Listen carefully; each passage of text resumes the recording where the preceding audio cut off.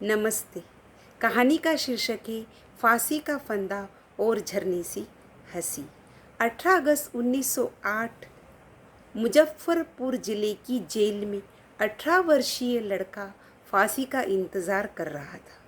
उसे अगले दिन 19 अगस्त को फांसी लगनी थी। जेल के डिप्टी जेलर को उससे हमदर्दी थी।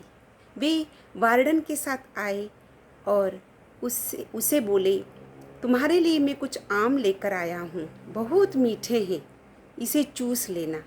और वार्डन ने आम वहाँ पर रख दिए और दोनों चले गए।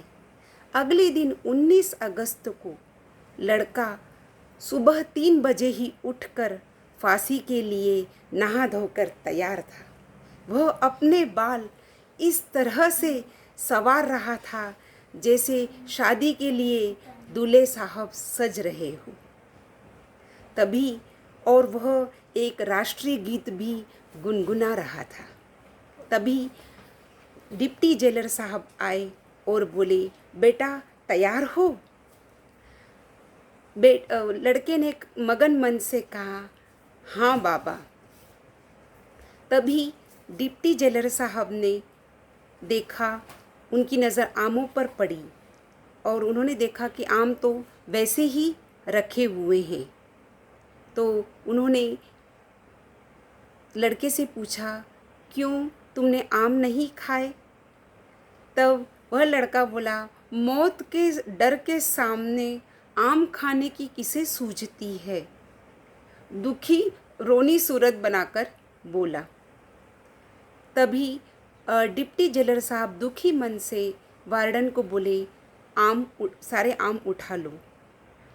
पर यह क्या, जैसे ही आम छुए सब पिच से पिचक कर रह गए और वह लड़का खिलखिलाकर हंस पड़ा, क्योंकि उसने सारे आम चूस लिए थे और उन्हें फिर से फुलाकर ज्यों का त्यों संभाल कर रख दिया था।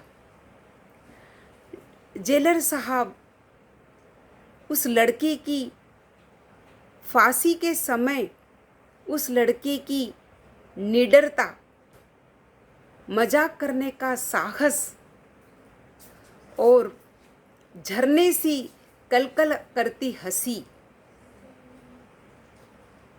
जेलर साहब थगे से मुंह देखते रह गए और फफक कर रो पड़े।